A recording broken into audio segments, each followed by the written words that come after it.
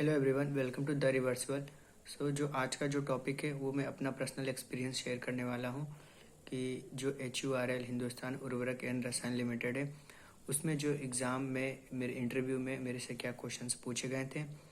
Okay, तो video तक पूरे अंत तक बने रहें। हम स्टार्ट करते हैं, ठीक है।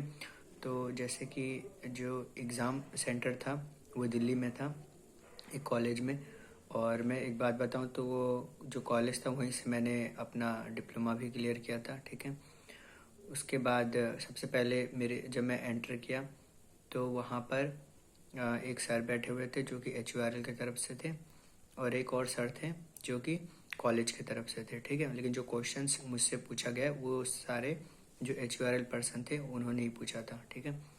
तो सबसे पहले तो उन्होंने पर्सनल क्वेश्चंस पूछे कि आपका नाम बताइए, आपने डिप्लोमा कब पास किया था, और फिर उसके बाद आपने क्या किया, ठीक है। मतलब जैसे मैंने बताया कि मैंने 2018 में डिप्लोमा अपना पास किया था, तो 3 ईयर आपने कहाँ पे जॉब किया। मैंने बताया कि मैंने इस कंपनी में जॉब किया है, ठीक है। उसके बाद उन्होंने फिर उसके बाद मेरे से, जैसे मैंने बताया कि मैंने BPCL में जॉब किया है, तो उन्होंने पूछा कि आप BPCL में कौन से यूनिट में थे, ठीक है। तो फिर मैंने बताया कि हाइड्रोक्रैकर यूनिट में था। फिर उन्होंने एक्सपीरियंस से ज़्यादा क्वेश्चंस उन्होंने एराइज किया कि जैसे उस यूनिट में आपका टेम्परेचर प्रेशर कितना रहता था, एक SOP बताइए आप कैसे उसको ऑपरेट करते थे। तो वो मैंने SOP उनको पूरा जो है बताया था, ठीक है। उसके बाद उन्होंने मुझसे पूछा कि आ, आप बताइए कि जो कूलिंग टावर होता है, ठीक है, तो कूलिंग टावर कैसे काम करता है। तो मैंने फिर बताया कि जैसे कूलिंग टावर मैंने उनसे पूछा कि जैसे सर, जैसे बहुत से टाइप के होते हैं कूलिंग टावर, तो मैंने इंड्यूस्ड ड्राफ्ट कूलिंग टावर के बारे में बताया था। तो जैसे मैंने बताया कि इंड्यूस्ड ड्राफ्ट कूलिंग टावर में एक टॉप पे जो कूलिंग टावर होता है उसके टॉप पे एक फ़ैन लगा होता है, इंड्यूस्ड ड्राफ्ट उसको जिसे कहते हैं, जो कि आपका जो हीट होता है उसको आपको सराउंडिंग में भेजता है। और आपका बॉटम में एक पंप लगा होता है जो कि सप्लाई करता है, और जो भी आपका जहाँ पे आपको सेंड करना है वहाँ से फिर रिटर्न लाइन से होकर के आपको return line of cooling tower में आता है। उसके बाद जब फ़ैन हम चलाते हैं तो क्या होता है, फिर वो मतलब चलिए ठीक है, ये तो अलग बात है। मैं फिर भी एक जनरल बता दे रहा हूँ कि मैंने क्या बताया था, ठीक है। फिर टॉप से वो पानी जो है नीचे की ओर गिरता है। जब वो गिरता है और जब हम हमारा कूलिंग फ़ैन जब रोटेट करता है ऊपर की ओर, वो मतलब नीचे से मतलब लेकर के एयर ऊपर की ओर मतलब एटमॉस्फेयर में छोड़ता है। तो क्या होता है, जब ऊपर एटमॉस्फेयर नीचे क्या होता है, एयर मतलब सराउंडिंग से उसके पास आता है और हमारा ऊपर से पानी गिर रहा होता है, तो वो एयर जो है डायरेक्ट कूलिंग वाटर के कांटेक्ट में आता है और वो उसको कूलिंग इफेक्ट देता है, ठीक है। तो ये सब चीज़ करके मैंने उनको बताया था। उसके बाद उन्होंने पूछा कि जो कंट्रोल वाल्स होते हैं उसमें आप क्या चेक करते हो सबसे पहले। तो मतलब मैंने तो वही उनको यही बताया था कि जैसे हम इंस्ट्रूमेंट ईयर इस सबसे पहले लाइन अप करते हैं, ठीक है। और लाइन अप करने के बाद लेकिन उन्होंने बोला कि जो इंस्ट्रूमेंट ईयर में हम कौन सा पॉइंट चेक करते हैं, ठीक है।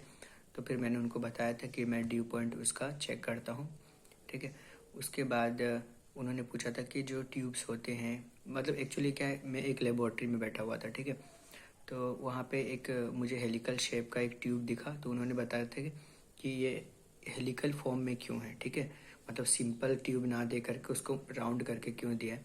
तो फिर उसके लिए मैंने बताया कि अगर जो हमारे पास डिस्टेंस कम होता है और हमें ज़्यादा हीट का ट्रांसफ़र करना होता है तो उस केस में हम क्या करते हैं, उसको हेलिकल फॉर्म में करते हैं कि हमारा जो रेजिडेंस टाइम है उस फ्लूइड का वो बढ़ जाए, ठीक है। उसको फ्लूइड के बढ़ने से क्या होता है, फिर वो जो हमारा फ्लूइड है इनसाइड द ट्यूब वो मोर कूलिंग इफेक्ट प्रोवाइड करता है, ठीक है। मतलब हीट का ट्रांसफ़र ज़्यादा होता है, ठीक है। ओके ओके, कूलिंग इफेक्ट नहीं बोलेंगे, मतलब हीट का ट्रांसफ़र ज़्यादा होता है, ठीक है।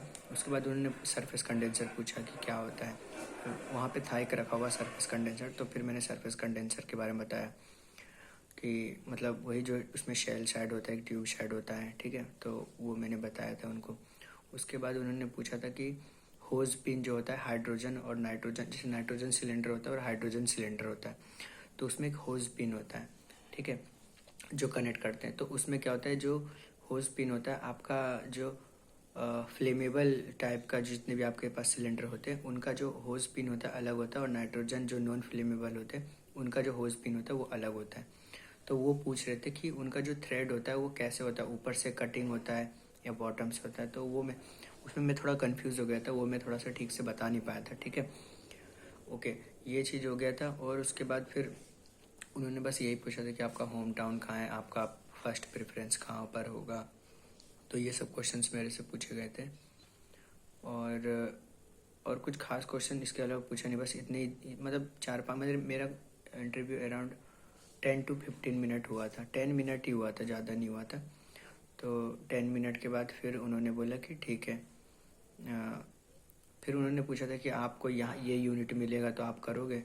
तो मैंने फिर बोला था हाँ सर मैं कर लूँगा, कोई दिक्कत नहीं है। ठीक है, और उन्होंने ये भी पूछा था अगर जो आपने जो फर्स्ट प्रेफरेंस डाला है, अगर जो फर्स्ट प्रेफरेंस आपको ना मिले, थर्ड मिल जाए तो आप करोगे। तो फिर मैंने उस केस में भी बोला था हाँ मैं कर लूँगा सर, कोई प्रॉब्लम नहीं है। ठीक है, तो ये सब क्वेश्चंस थे मेरे से, मतलब मोस्टली कुछ क्वेश्चन जो थे एक्सपीरियंस बेस पे थे और कुछ उनके क्वेश्चंस थे, और बाकी जो लेबॉर्ट्री में जो इक्विपमेंट रखे हुए थे उससे ये क्वेश्चंस थे। ठीक है, तो यही बस, कोई ख़ास इंटरव्यू हुआ नहीं था, मतलब नॉर्मल ही था, बहुत एवरेज को था। तो ऐसा था मेरा HUL का इंटरव्यू। ठीक है, तो आई होप आपको थोड़ा एक आइडिया मिला होगा कि मतलब जूनियर इंजीनियरिंग असिस्टेंट जो होता है ग्रेड 1, उस पर कैसा फ्रेशर बेस का ये इंटरव्यू है, तो वो कैसा पूछा जाता है। ठीक है, तो आई होप, और ये डिसिप्लिन में बता रहा हूँ, केमिकल डिसिप्लिन से था। और जबकि ये चीज़ें मुझे पहले ही बतानी चाहिए थी, लेकिन मैं अब बता रहा हूँ, कोई बात नहीं।